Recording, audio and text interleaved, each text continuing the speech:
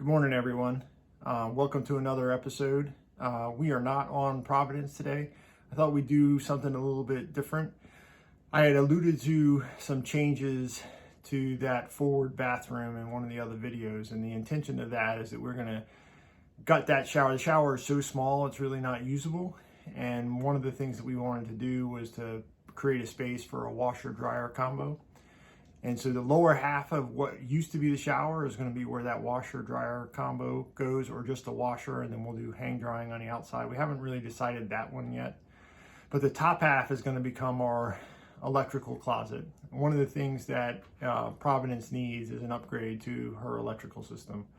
And so we've worked with Victron Energy to kind of come up with a system on how to best utilize our electrical components and upgrade the AC and the DC panels, as well as provide us with some protection from the stray current in the marinas.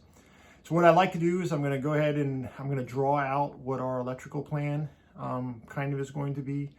Today we're just going to go over kind of an overview of the system, and then we've got some unboxing to do with some of the connection points between the batteries and what will lead to, at that point, our inverter system. We'll do a separate video on the inverter, the isolation transformer, as well as how our solar system is all going to connect. So let's get right to the drawing. All right, we're going to draw through our system. We have power coming in, so AC power coming in. We're going to do two 30 amp circuits. That's going to come into an isolation transformer, and what that does is it doesn't allow stray DC current to come into the boat and corrode the things. Now, on all boats you have sacrificial anodes all over the place, mainly to protect yourself from stray currents in the water.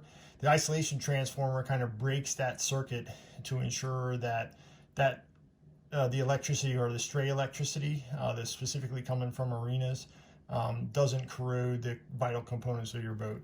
So this is going to be the isolation transformer. That will bring AC power into, we're going to use a Victron Multiplus as our inverter, 3000 watt, and it is a 24 volt setup. The reason why we picked 24 volt is 24 volt gives us a lot of different advantages over 12 volt. It allows us to use a thinner gauge wire. It's easier on a lot of the components to run at a higher voltage. There's a lot of information out there on YouTube and other places that talk about the differences between 12 volt and 24 volt. Typically, if your boat is already 12 volt, it's kind of difficult to switch over, but we are really kind of doing a wholesale change to the overall electrical system. We're going to talk about how we're going to supply 12 volts to the boat for those things that do need it. But for the most part, with Amazon nowadays and all the other shipping components, you can get most 24 volt things pretty quickly through the mail. So the inverter is going to be fed by a series of Victron components, and we are using their Lynx distributor, their shunt, and then another distributor. And what we're going to do from this point is we are switching over to lithium, and we have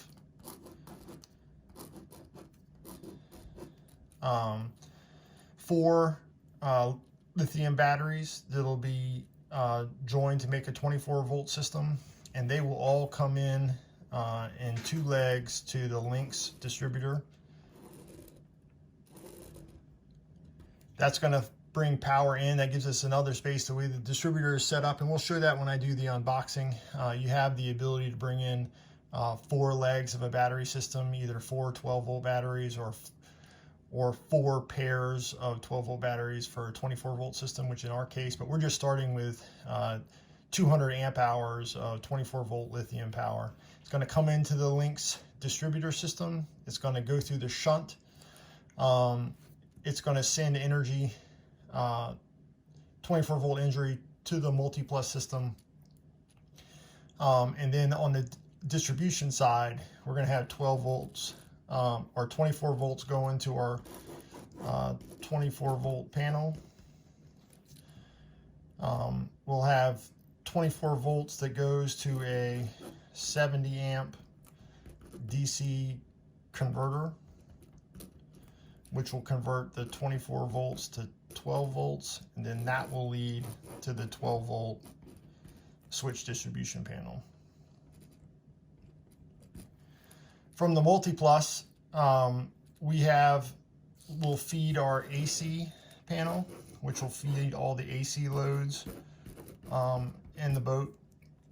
And the beautiful thing about the multi-plus is it allows for a pass-through. So when shore power comes in through the isolation transformer, it will pass through the multi-plus inverter and hit the AC panel, so we can have both inverter loads and AC loads going to that panel. The other beautiful thing about the multi-plus is if for some reason the shore power isn't providing enough power, the multi-plus has the ability to step up the energy coming through to make sure that the AC usage in the boat is sound, and every item is getting enough power.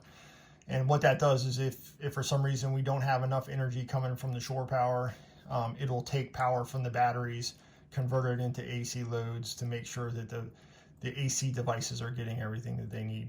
Now, one of the other things that we're going to do is we're going to be feeding this with solar. So we're going to have 1400 watts of solar that's fed through 2 Victron charge controllers. Again, 24 volt that will come into the distribution system to feed or to back charge the batteries. Now, the multi-plus is also an inverter and a charger, and that way that when we're connected to shore power, we can charge the batteries along with the solar if we need it. Well, this should wrap it up for this video. Stay tuned for part 2 where we do the unboxing of the components.